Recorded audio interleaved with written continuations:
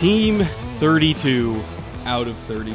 This is it. This is the last one. Well, technically second to last one, but in terms of the individual team previews, this is it, EJ. End of the road. LA Rams, defending Super Bowl champs, final team in our final division. This has been a wild ride. It has been more work than I ever thought it would be, but also way more rewarding than I thought it ever could be. This has been incredible, and I'm excited to be here, and I'm excited to be able to have a normal sleep schedule again. It'll be really cool, right? I'll be super excited about that. But this is a beautiful way to wrap it up. We didn't plan it necessarily this way to have the Super Bowl champs be the last preview for teams, but it is a beautiful cap on what has been a really cool series. I think the best work we've ever done together, certainly a whole lot more of it in terms of work that we've done, and a whole lot more response from everybody that is consuming this, which is the whole reason we make the content. So it's been everything, all the work, all the hassle, all the struggle, all the reward, and all the fun. So we hope all of you out there, some of you hardcores who have watched every single one so far, we got to come up with some kind of virtual badge or something for you, because that is a marathon march. We know it. And yes, I will really enjoy not having to do it for a little bit. Yeah, I think we record these roughly 2 weeks ahead of time. So we're going to have a whole 2 weeks of not having to record anything. And oh my God, I'm looking forward to Over the moon about that. It's ridiculously exciting. Well, with that being said, let's get to these LA Rams. First things first, a little bit of a 2021 recap. If you don't remember what happened to arguably the best team in football last year, this is to kind of jog your memory a little bit, setting up all of the offseason moves that we're going to talk about, which then is giving us the roster that we see today, now a week-ish into camp by the time we're recording this. They did go 12-5, obviously made their playoff run, had some really incredible wins in January, including that big one over the Bucs with that crazy throw to Cooper Kupp that iced it. Went 12-5, won the Super Bowl, obviously won their division as well. They were second in the division for most of the year, and then the Cardinals, Cardinals it up. And the Rams just kept on chugging and ended up winning the whole division. They were 5-3 at home, so solid home record, but almost perfect on the road. 7-2, which is really, really hard to do, especially when you're playing 9 road games, and to win all but 2 of them is an incredible feat. And then in the last 5 games, this is something we highlight for every single team. How did you finish out the year? Obviously, they had some work to do to catch up to Arizona. They were dominant late in the year, finished 4-1 in that stretch, set themselves up for a strong playoff run with a home playoff game, and capitalized on that. Won a Super Bowl in their home stadium. Overall, that was a dream season for Rams and Rams fans, and it was everything that you could ever hope for, when you're trading for a franchise quarterback and going all in. And we saw them literally post the meme from their own Twitter account, pushing all the chips in the middle of the table. They went for it. It paid off.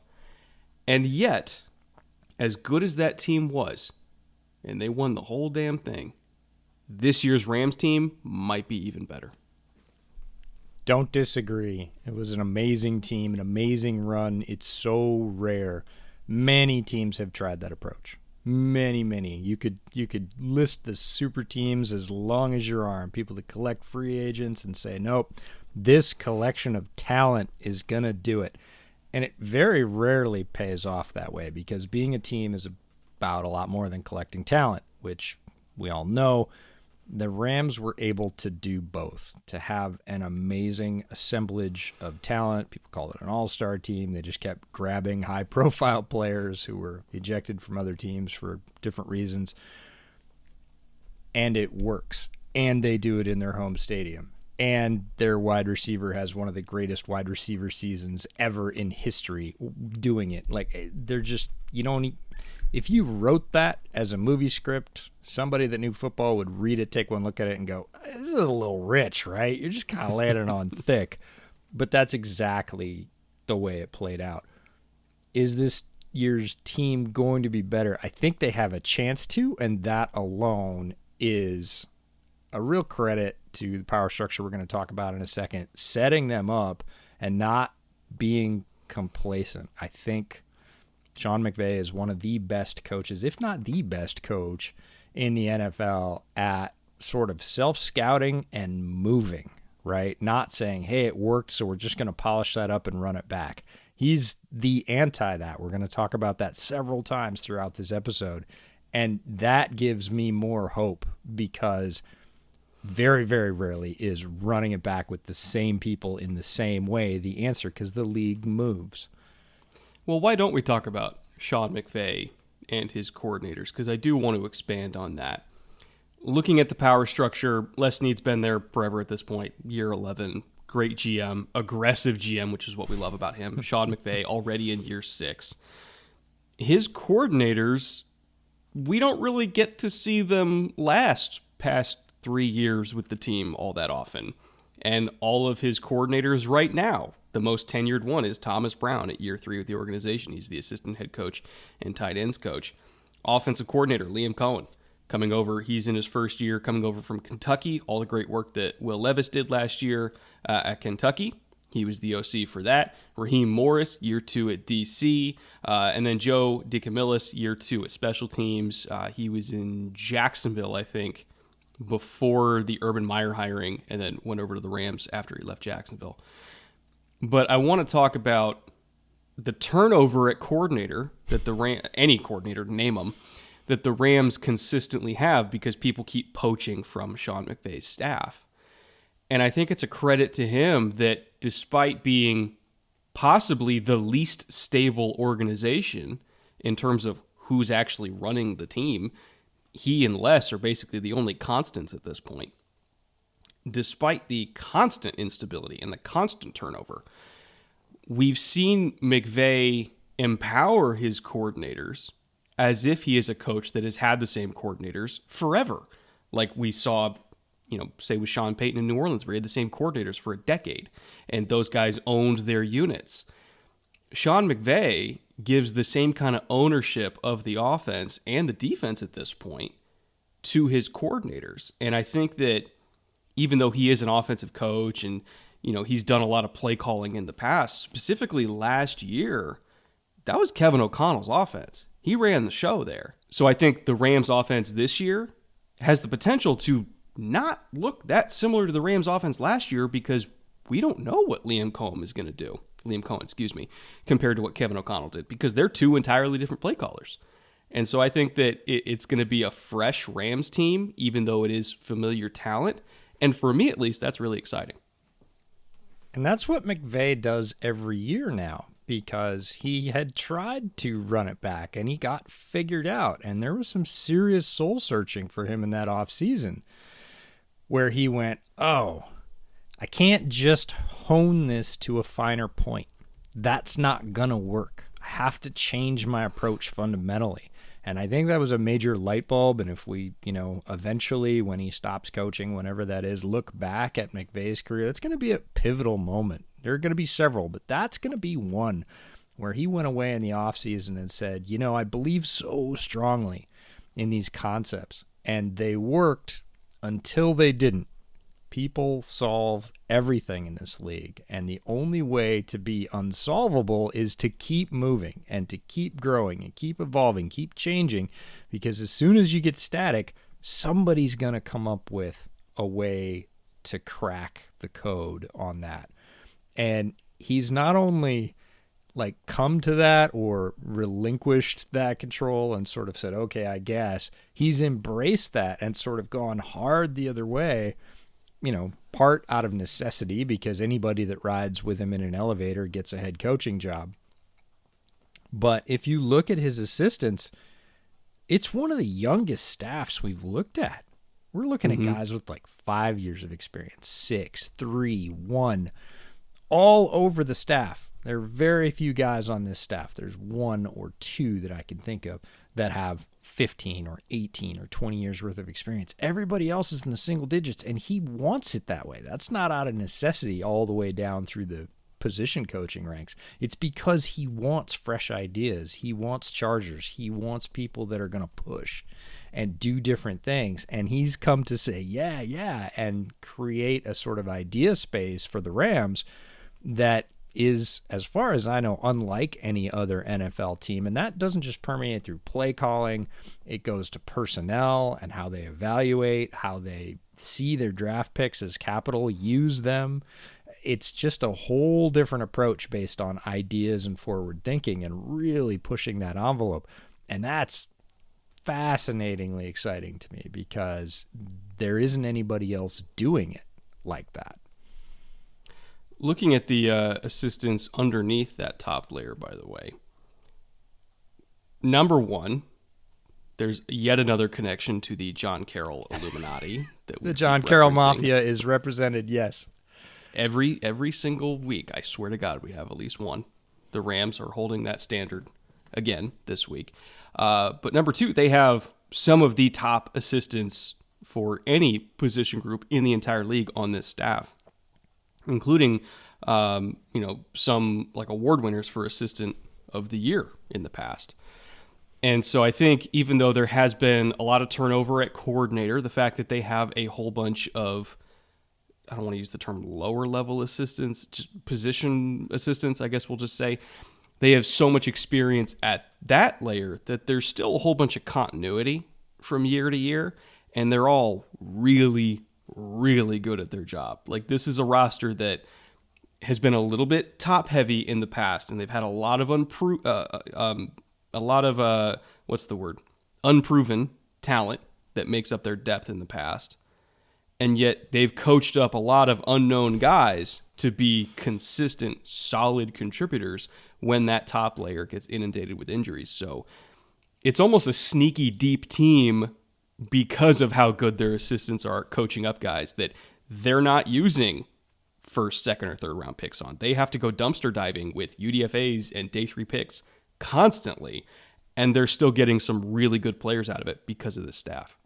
Speaks to the coaching 100%. I also would be completely remiss if I didn't say how refreshing it was that there was one OC, one DC, and one special teams coach. I will forgive them the assistant head coach for the tight ends coach. Fine, no problem. After what we've been through in the last 2 episodes, way to go, McVay. Keep it that way.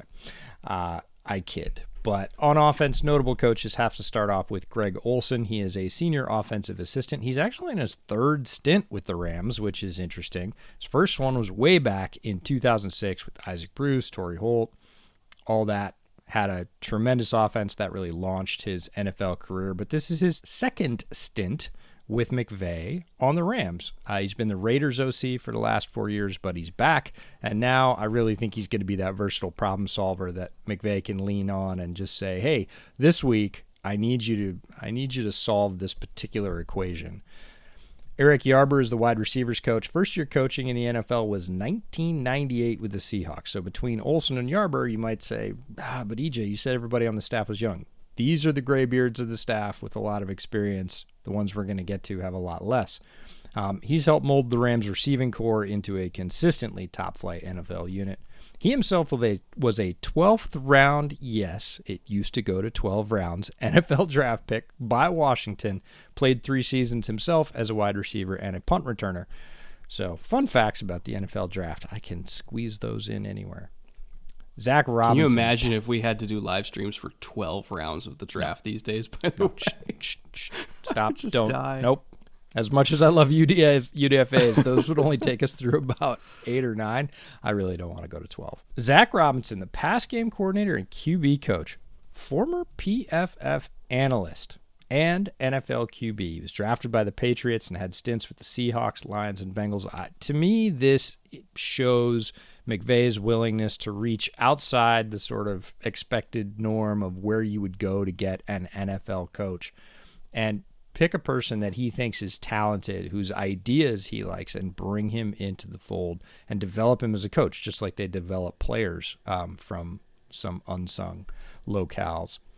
Zach Cromer is an offensive assistant, enters his 7th NFL season, the 6th with the Rams, and he is the son of current Bills offensive line coach Aaron Cromer. On defense and special teams, Got to start with Eric Henderson, defensive line and run game coordinator.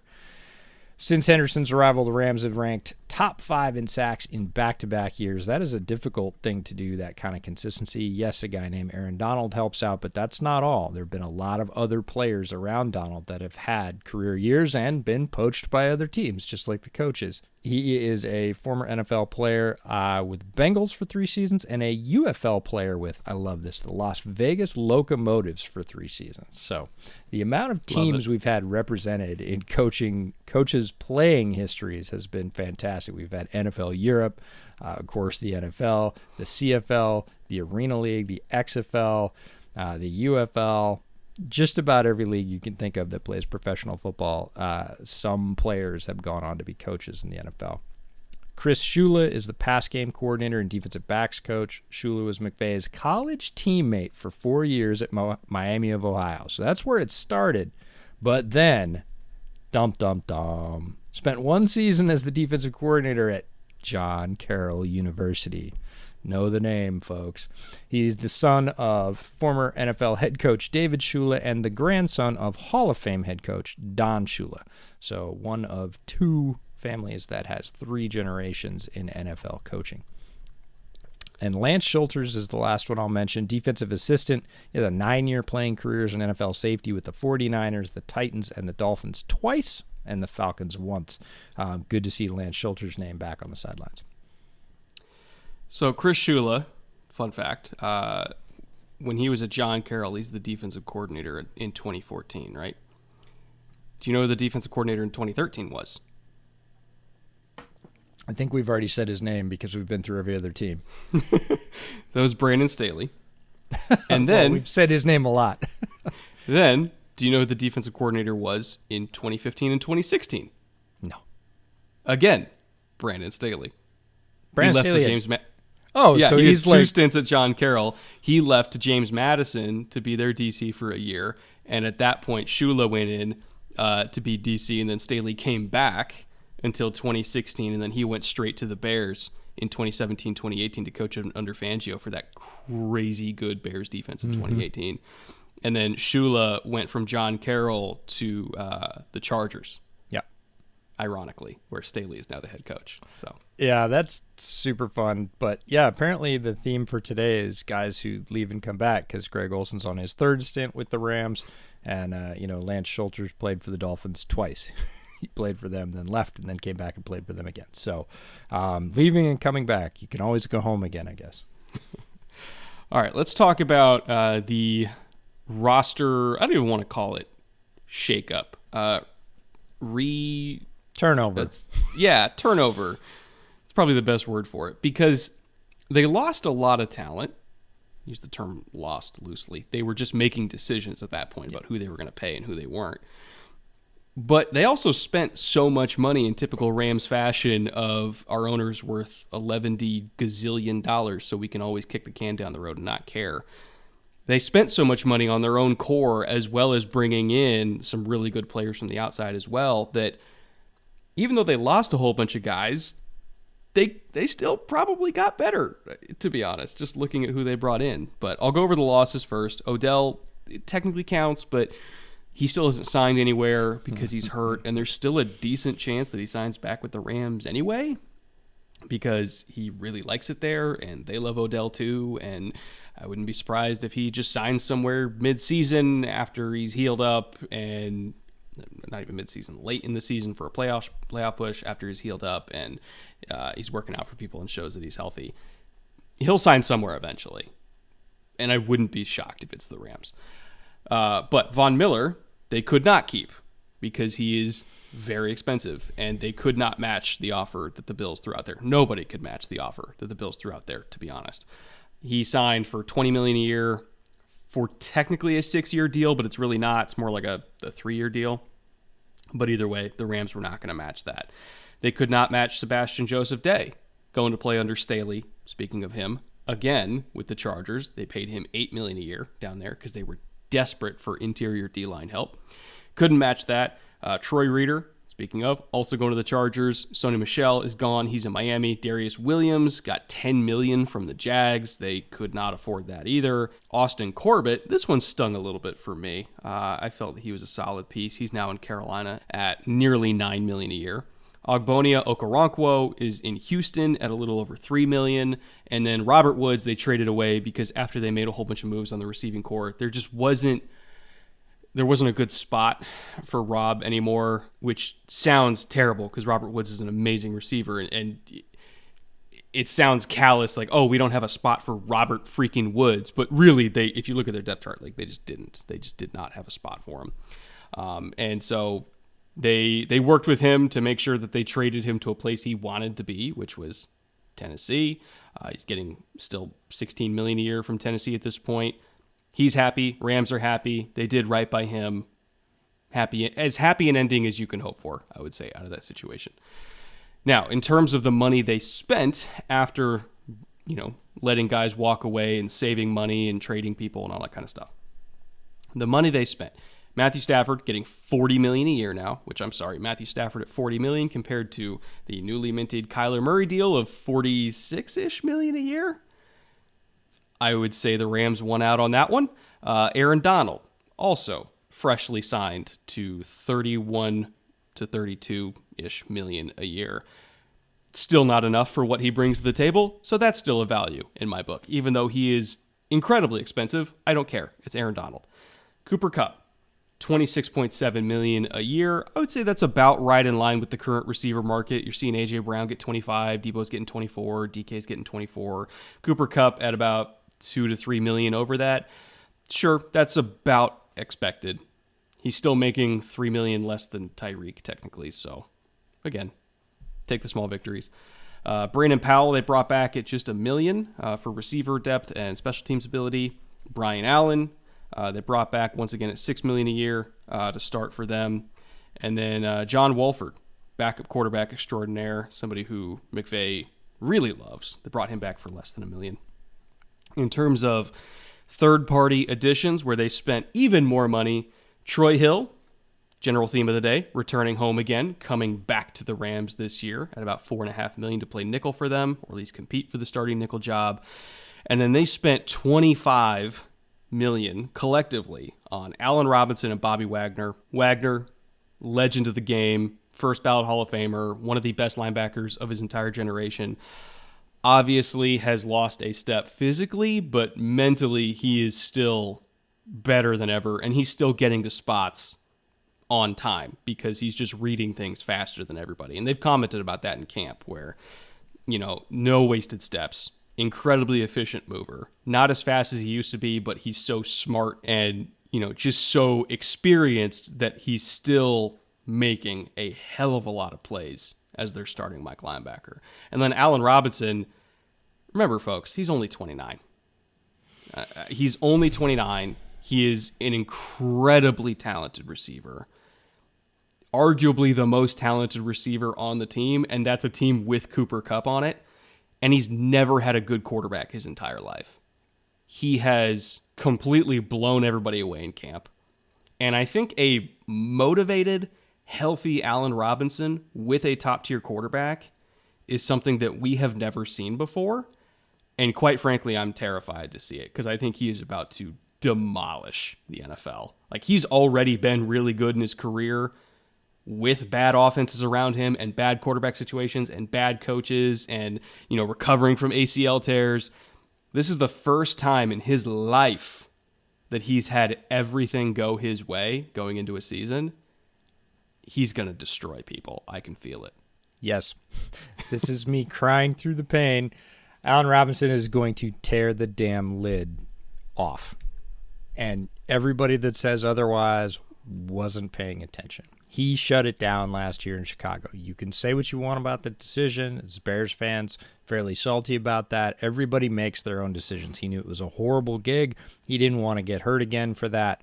And he knew he wanted to go somewhere where he could play with a top-tier quarterback. He gets to arguably play with one of the best quarterbacks in the league. Just won a Super Bowl. Just powered Cooper Kupp to one of the best receiving seasons in history of the NFL. Allen Robinson is licking his damn chops right now. He is going to feast, and he already has. The Rams are like, wow, we knew he was good, but he's really, really, really, really good. And I've been telling people, get used to this storyline. You're going to hear it early, you're going to hear it often, and as long as he stays healthy, it's not going to shut down through the whole season. The idea of having to shut down Robinson and Cooper Kupp on any given week should be giving opposing defensive coordinators nightmares. It is pure nightmare fuel right now. But I want to go back to Darius Williams. Not necessarily the most high-profile loss for them, but a guy that played extremely well opposite Jalen Ramsey and was under the radar. I think deserves every dime of that $10 million he got. I think he's going to play great for the Jaguars. That one stung as well. You were like, Austin Corbett, that stung. Yeah, Austin Corbett did sting. I think Darius Williams is going to sting too. I don't think because of all the player development we talked about, it's going to sting as badly as it might have on another team, but they're going to feel it. Darius Williams is a really, really good player. The big three, honestly, under the radar big four, Matt Stafford, Aaron Donald, and Cooper Kupp. If you're bringing those back, usually you're not importing Allen Robinson and a Hall of Fame linebacker at the same time. The fourth I'd really consider is Brian Allen. Brian Allen, the center of that Rams line, calling protections. Obviously, Stafford was very comfortable with him. Now, Brian Allen doesn't cost a ton, $6 million for an established Super Bowl winning center. Losing him, I think, would have been another kind of under-the-radar thing that hurt. He agrees to go back. He keeps some continuity on that offensive line, and I think that's really going to be important. And Wolford is really, really important, even though he's only $895,000, because if Matt Stafford suffers a setback with the trouble right now he's got with sort of tendonitis in his arm or 100 other injuries that he's played through in Detroit, he is tough as nails, but he has broken his back. He's 34 years old. He's taken a ton of hits. If he breaks down, the Rams will skip fewer beats than many teams moving to their backup quarterback. They love and trust John Wolford, and getting him back to be the ultimate sort of security blanket who can continue to execute in that high-powered offense for under $1 million is a masterstroke that not a lot of people are going to pay attention to. What do you think Stafford spends on PT a year? I don't want to know. It's got to be because he has had the shit beat out of him for 10 years. As a Chicago fan, I've watched most of it, and we'll start off by saying he is literally tough as nails. That guy never comes out. He played with a broken back. Now, as someone who has broken my back, I healed pretty quickly, but I certainly wasn't staring down 300-pounders who wanted to turn me into dust. There is no questioning his toughness. Is he going to feel it for the rest of his life? He is. He has been beaten about, and he's 34 years old. I'm really glad he won a Super Bowl, but there's a lot of good players that he's going to go up against. It's the NFL, and they're not going to pull up because it's Matt Stafford. They're not going to pull up because he won a Super Bowl. They're going to hammer him as hard as they can within the rules. And it gets harder and harder to hold up. So I think Wolford is a really key piece to this team that they hope they never need. But if they do, Wolford can win them games. And that's really rare for most backup quarterbacks in the NFL. Worst case scenario, if Stafford goes down, Wolford goes down, Perkins goes down. Cam Akers, high school quarterback, highly rated. Like a 5-star high school Perkins. I love Perkins, but Wolford is their first guy, even though they really like Bryce Perkins. Like, Wolford is don't look at his contract. Don't look at his size. Bryce Perkins. They love Bryce Perkins, but I bet they would play Wolford first. Oh, 100% they would. Yeah, and most people would be like, no. Yeah, they would. It's a really important part of that team because, again, Stafford, he's not a glass cannon. He's a iron cannon. He's been there forever, but he's got a lot of scars on him, and he could go down. It's not outside the realm of possibility. I don't care how tough you are. Some injuries you just can't play through, and I hope he doesn't get him because, man, the Rams are fun to watch with him at the helm last year, and I want to see that again for a full season. Period. End of story. But if he does, this is not a team, Rams fans, that's going to fall apart. They're going to keep right on clicking. Let's look at the draft. In typical Rams fashion, no first-round pick, no second-round pick. They had to do all their damage round 3 and later, as per usual. I truly can't remember the last Rams first-round pick I even saw. It had to have been, 5 years? Was Jalen Ramsey? No, Jalen Ramsey was a Jags. No, it was a trade. he was a first-round pick, but they traded it for him. Who was the last Rams first-round pick? They don't do it. They don't select players in the first round. They just don't. They decided a while ago, Les Snead and the organization decided we are going to use our first-round picks on known quantities. We don't like the uncertainty. We don't like the roll of the dice that the first round of the draft provides. Generally, we would rather spend that for a known quantity, for a Jalen Ramsey, for Matt Stafford, of course, but it's capital to them that they use in a different way, and that is zigging while the rest of the NFL zags. And a lot of people said, well, you're never going to... And they have to follow that up with the other side of the coin, which is, you talked about it in the open, you have to replenish the team in a different way. You can't just trade away picks and then go, yeah, we're cool with no depth. You need to find and develop your depth in a different way. And the Rams have done that too, but as far as first-round picks go, they do not make them. So it hasn't happened since 2016, which was Jared Goff. Looking at their last 4 first-round picks that they did make, which was, I think, when Les Snead came in, around 2013, I think, 2012, 2013. So if he came in 2013, which I think he did, his first-round pick ever was Tavon Austin. And then he took Greg Robinson and Aaron Donald the next year. So, all right, let's go. Oh, and Alec Ogletree. So let's just give him 2 out of 4. Let's be generous and give him 2 out of 4. And then he had Todd Gurley the year after that. Worked for a little while, but even going into the draft, we knew he had knee issues, and then those knee issues didn't go away.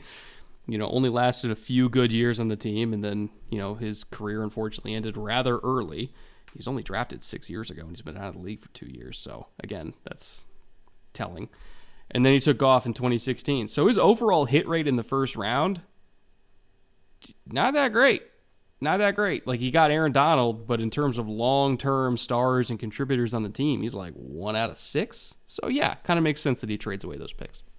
Yeah, they took a different approach to that value, and they've done very well with that. The players that they have traded first-round picks for have not become busts with the Rams. Quite the opposite. They've become major contributors to what turned into a Super Bowl run. So, interesting approach by them, and I think we might see more teams try it because it is a copycat league. But for this draft, they had 1 round 3 pick, 1 round 4 pick, 1 round 5 pick, 2 6th rounds, and 3 7th round picks. So, again, doing the bulk of their work down in the draft. Their top pick, round 3, pick 104, Logan Bruss, the offensive guard out of Wisconsin.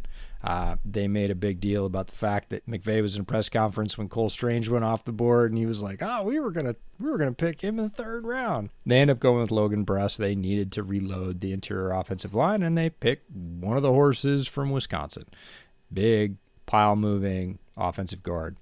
Round 4, pick 142, Jacoby Durant, cornerback, South Carolina State. One of my favorite picks in their draft, and there are a couple that I really like, and they relied really heavily on folks that were at the Shrine Bowl. We saw a lot of these guys. We saw Jacoby Durant. He is an excellent player. He has made waves in camp already. I think he will be contributing sooner rather than later, and he's also an excellent special teamer, but I name that last because he is not a guy that is going to make his living on special teams throughout his NFL career. He will be a defensive starter for them. Round 5, pick 164, Kyren Williams, the running back out of Notre Dame. Interesting choice stylistically. Doesn't really match anybody they have on their roster, which is a good thing, brings a different set of skills, but doesn't really match anybody that they've had on their roster for a while either. So I'm fascinated to see down the line how his usage shakes out as a Ram as opposed to how it did at Notre Dame. Round 6, pick 211, Quentin Lake, son of Carnell Lake, the safety out of UCLA. We saw him at practice last year. We then saw him again at the Shrine Bowl. Big hitter coming out of the secondary. Really fast, smart player as well. Not really fast enough, I'll say, and really smart so he looks faster. He plays faster on the field. Very smart, very experienced player. I'm surprised he lasted to the 6th round given his experience and the conference he played in, but he was there. Rams benefit. Pick the local kid. Round 6, pick 212, Darius Kendrick, the cornerback from Georgia, also making big waves in camp early and surprising a lot of people that he was available in round 6. I liked his tape a lot. I figured this would be about the range he would get picked in. I would have been comfortable starting in the 5th, picking him. They get him in the 6th, good value. Not surprised that he's a good player, though. He was a very solid player on tape, but Georgia's defense was so freaking loaded that by the time you got to Darius Kendrick, you were just a little exhausted by all the talent that was there. Didn't mean he was a bad player. He wasn't, and they saw that as well. Again, zigging when other people zag and getting a value, which they have to do with this approach. If they don't do that, they won't end up with enough starters. They'll end up with a bunch of stars, but not enough starters. Then we get into the 7th round, pick 235. They pick Daniel Hardy, linebacker from Montana State. Round 7, the next pick is 253, Russ Yeast, the safety from Kansas State. And round 7, the last pick, 261, A.J. Arcuri, the offensive tackle from Michigan State. Now, obviously they like their linemen from the Big Ten, and they've had a pretty good success rate with those players. These are guys that nobody was clamoring over. They're 7th round picks. The chances that one of them or two of them, even in the Rams developmental system, turn into players that not only stick but contribute are really good. The Rams are really good at this, and their assessment model is very different. Jordan Rodriguez, who is, I think, the best beat writer working on the NFL right now, and there ends the statement. Not the best young one, not the best female one, just the best beat writer working on the NFL right now. Did an entire piece about how the Rams are different in their selection process and how it mates with that strategy of giving away high picks or trading away high picks for assets and then having to refill, but also having a different lens and a different way of assessing so that their choices open up. And therefore, 2 of these 3 out of the 7th round, I bet, end up sticking on the roster, and I would say at least 1 becomes a contributor. I think Hardy, for me, is the most likely out of that trio, just because of the special teams versatility that the linebacker position, typically, like defensive coordinator, not defensive coordinator, special teams coordinators want linebackers. Like, that's why so many linebackers always go on day 3s, because that is the spot to pick special teamers from, especially the modern linebacker profile these days, which is emphasizing more about speed and fluidity in addition to guys that can hit. Hardy, at least in my opinion, fits that mold more than maybe linebackers of years past. And so I think he is a natural fit for special teams demon early, and then see what he can do as a linebacker later. I do want to talk about Quentin Lake. I don't think he would have been there in round 6 were it not for the durability concerns that he had at UCLA. He was banged up a lot. And he's on the PUP list right now, so it kind of held true a little bit. He's got a knee issue, but going back to UCLA, he had soft tissue injuries, he had a wrist injury. Like, there was just always something there, but he's a really talented kid and also big and long and physical, and he definitely fits the type of safety they want. It's just about getting him on the field. So if they could just get him on the field and keep him on the field, he's going to be great. The Kyren Williams pick, I was kind of whatever about. I felt like a lot of people loved Williams. A lot of people loved Williams. I was lower on him than I would say most other people. I thought he was fun. I thought the tape was really entertaining. But in terms of physical ability, I kind of felt I didn't get the work done comp that a lot of people were saying. I wasn't ready to go that far in terms of the small, ultra powerful, super quick. Like, I didn't quite see work done. I understand why people did, But boy, it takes a lot for me to pull the trigger on that kind of comp. And he just didn't quite get there for me. So I'm okay with the pick because at the end of the day, it's only a 5th rounder. But there were also plenty of other running backs on the board that I had significantly higher grades on, at least just for me. The Bruss and Durant picks I was okay with. I thought that was appropriate value for them. And then Kendrick, I'm right there with you. There was just a million players on Georgia. Some of them were bound to fall through the cracks. I think they had a record number of players drafted from that Georgia team, which is saying a lot considering 2013 FSU, like all 22 guys, all 22 starters eventually went to the NFL. How many Bama teams have we seen like 20 guys get drafted? So that Georgia team was legendary. And just because he was taken in the 6th round doesn't mean that he wasn't a really good player. He just happened to be on perhaps the best college defense ever and was the 9th best guy on his own defense. But yeah, that's kind of overall how I saw their draft. Not necessarily any stars, but I think tons of special teams ability, tons of contributors, and hopefully, ideally, a couple starters in there along the way. They don't need a whole lot of starters. I think they probably got 2 of them. Solid class. If we just talk about their draft picks being used on the trades they made and we throw the players they traded for in with this draft class, yeah, it looks a whole lot better. For sure. It's a different approach. Yeah, I really like Durant to be a guy that grows into a starter, and I think Logan Bruss will as well. So that's right off the top. And what you get out of the players in the rest of the haul is, gravy, special teams, snap eating ability. The Kyren pick, I was more comfortable with it because it was a 5th. It's not that Kyren was my favorite back or that he was even the top back on the board, like you said, when they chose. Once it gets to the 5th round, dealer's choice, right? If you like that skill set, go for it. I made the Warrick Dunn comp not because he reminded me of Warrick Dunn the pro. He moved like Warrick Dunn did. Did you also college. give a Warrick Dunn comp? I was the one that told you that. I was the first. I don't see that. I was the first one that told you that, and it was because I watched. You were Kyren one Williams. of maybe 5 people, by the way, that said that to me in April, and I was like, I don't know. I said it way before April, but that's okay. Anyways, when I watched Kyren Williams, it bugged me. Like, it was one of those things that just sort of sat in my jaw, and I was like, who the hell does he move like? It's not that he was as well-rounded or as productive or, as you said, as powerful.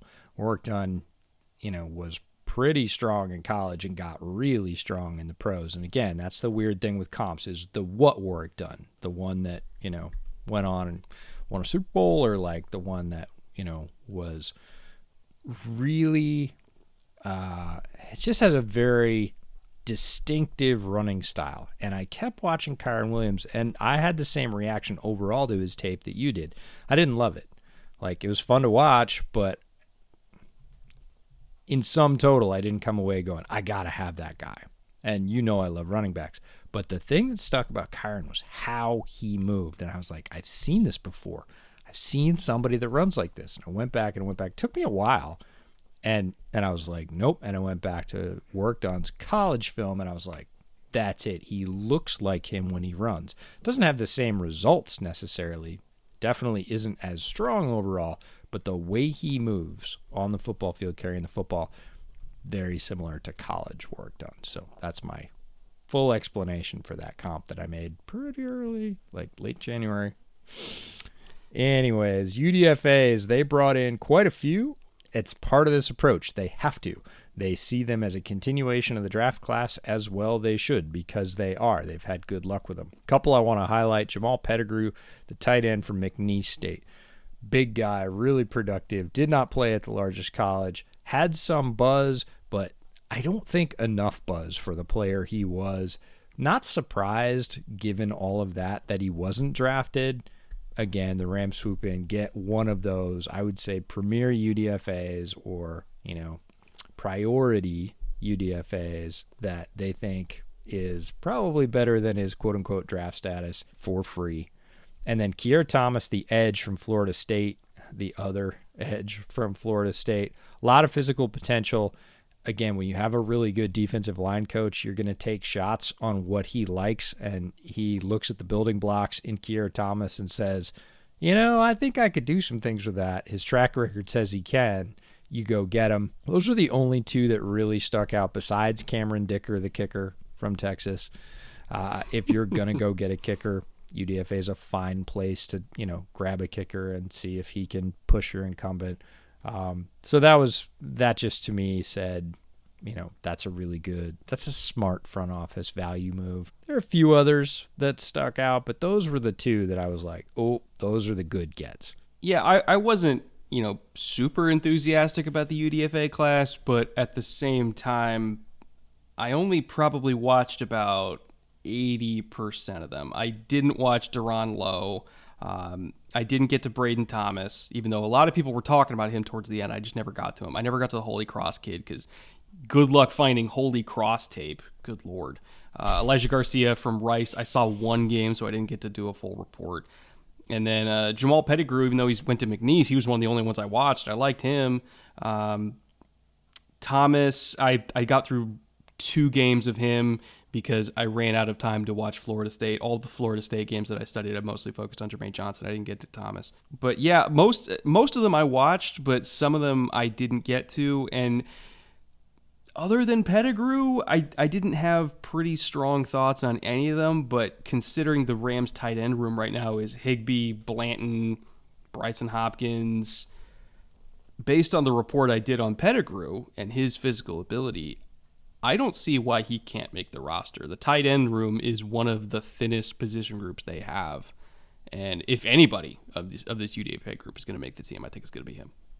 Yeah. Bryson apparently looks faster this year. That's the report out of Rams camp specifically about Bryson, is that he worked on speed in the offseason, which I'm encouraged by because I think he's a player that we saw him at the 2020 Senior Bowl, and he's one of those players that had a lot of hype, right? There's just a lot of people pushing him as like, well, we have to decide who the number 1 TE prospect is, and it's early. Some people were saying he was a second-round pick that year, and I'm like, I don't know about that. Well, that was the thing, is he had that kind of hype. He comes from NFL bloodlines. He's Brad Hopkins' son, and a lot of people got really excited about him. And then we saw him in person, and he's a good player. He's a fine player, but he wasn't even the best tight end at that event. And we both kind of went, okay, so that's TE1 in some people's minds. Okay, so I'm glad to hear that he's looking faster again. It's a fight it out kind of room after Higbee, and could that be the opening that Pettigrew needs? Could be. Is Hopkins going to bring some increased speed so that they can run more 2 personnel speed or 2 tight end speed stuff? Maybe that'd be fun to see. So it's wide open, but that's what you want to see when you're a UDFA. You don't want to see 4 really established starters that you're coming in behind that you're going to have to break through. You're going to want to see like, hey, if I work hard and get the terminology down fast, I might be TE 2 or 3. That still means I'm on the team. By the way, for the 3 of you out there that have access to McNeese State film, watch 2020, don't watch 2021. When it comes to Pettigrew, that's where you really see his physical ability, because he was an extremely athletic prospect, 6'6", 250, 36.5-inch vert, 162, 10-yard split. Like his RAS was extremely. I was like 9'4", if I recall correctly. But I remember, I can't say exactly where I got it, but I still had McNeese left over from guys that I was studying in the previous draft class. And when I was going through, because he only had like 7 catches in 2021. And when I was going through, I noticed that he popped off the year before that. That was the year after he transferred in from LSU. And I watched the 2020 tape after I watched what little I could get from 2021. And that's where I was like, oh, okay, I kind of get it. I remember. Yeah. So, again, that's for like 3 of you out there that even have access to that. But if you're interested, go watch Pettigrew's 2020 McNeese State. It's pretty fun stuff. Anyway, tangent done. Let's get to our final segment, team floor, team ceiling. This is where we project the absolute ceiling in wins for this very talented Rams team and their absolute floor in wins that we see. The range is relatively small because of how talented this team is. Like, I can't see any scenario other than the elbow injury causing Stafford to miss significant games. That's the only scenario where I see them winning less than 9 games. But all health permitting, their floor for me is 9, which is still above 500.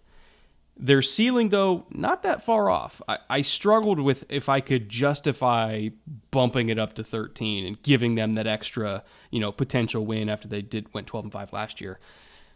Looking at their schedule, though, it's rough. This is a very tough schedule for a defending Super Bowl champion because they got to go through the Bills week 1, which I'm going to that game. They got to go through the Niners in the Bay, by the way, in week 4. They always give them trouble. Then they got to go against the Cowboys, the Niners again, and Shanahan versus McVay is lopsided, to say the least, so far. Then they got the Bucks, a rematch with an angry Tom Brady. Good luck with that. They got the Saints a couple weeks after that. Then the Chiefs, the Raiders, the Packers, the Broncos, the Chargers. They're playing all the AFC West teams towards the back half of the year. And then they close it out, by the way, in Seattle. So, very tough schedule. I could see them sweeping the Seahawks, but I don't know. Something about Seahawks just screams random fuckery split that we don't see coming, not to mention all the other really good teams they play against. I'm comfortably putting the ceiling at 12 right now, realistically expecting 11. Doesn't mean that they're a worse team. In fact, they might even be a better team and a more dangerous team in the playoffs this year than they were last year. But my God, this schedule sucks. It's not fun, and it's never fun to be the Super Bowl champs because whenever you go to somebody's town, they're trying to knock you off the block.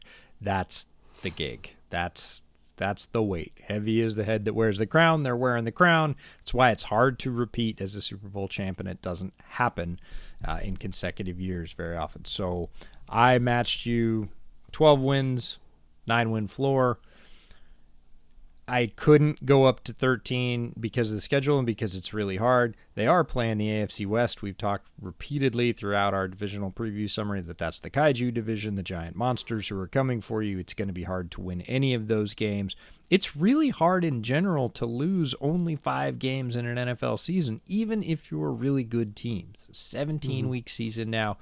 It's hard to hold concentration for everyone. It's not that they're looking past games or anything else, but the other team is good and well-paid and motivated too, full of professional athletes that want to, knock off the Super Bowl champs, even if they're having a bad year. So everybody brings their A game to your game, which is a bummer if you're the defending Super Bowl champs. They are going to have to fight and claw and scratch for every single win. So I agree with you that they might be a better team and win less games this year. They could win 10 games and be a better team if they survive that gauntlet of a schedule. So 12's my top, 9's my floor. I still think they're going to make the playoffs. I still think they're going to be a force there. It would take multiple injuries to multiple units to make them toothless enough that I didn't think they'd hit that 9 wins. And even then, as long as they still got Stafford and Kupp and Donald and Jalen, you got those 4, you got a shot. Because those are the scale tippers. And then also let's throw in Allen Robinson. I was going to say, let's not forget Wagner. about Allen Robinson, shall we? You know what? We didn't even mention that Andrew Whitworth retired. We forgot to throw him in I alluded to it with the Brian Allen thing. I said most of the offensive line was held together. Whitworth, we should say a couple of words about, Big Whit. Fascinating guy, tremendous NFL player and champion, got to retire after Super Bowl, which is amazing. Has a tremendous sense of humor, has been hanging out at Rams camp with his kids this year. Seems like a genuinely good human being. Walter Payton Man of the Year award winner, I believe. Mm-hmm. So, just a great dude and just a hat tip to Big Whit. We'll miss him. He's fun to watch on the field and fun to listen to off the field, which we still get to do, which is really cool. But good for him for being able to sail out. He's 40? I think he's 40 or 41. Yeah, which he's 40 either or way, 41. how many Right offensive tackles played a 40? Come on and now. play well. Like, he was not a liability in their Super Bowl run. That's amazing. So really glad he got to send it off with a ring. Really glad we're still going to hear from him. He doesn't look like he's going to be a stranger, and both of those things are awesome. Love that guy. One of my favorite tackles of his generation. Constantly underrated. You know, he unfortunately was stuck on a lot of bad teams during his career, so he didn't get the awards that he deserved. You know, he probably should have had at least 3 more All-Pros than he did, because he was virtually unbeatable in his prime. Really happy to see him at least get a ring out of his career, and obviously the respect and admiration of everybody for getting Walter Payton Man of the Year. Couldn't imagine a better end for a guy like that. So on that note, EJ, we have one more episode in this entire series, 40 episodes total. The next one is going to be on the NFC West as a whole, where we're making division predictions. That is, predictions for all the individual awards, MVP, Player of the Year, Rookie of the Year, Coach of the Year, of course, division winner. A lot of good teams to choose from in this division to pick the division winner, so it's a tough call. But we'll be doing all that tomorrow when our last episode of the series goes live. So hope you join us for that one. It's going to be a special one. And until then, later. Take care.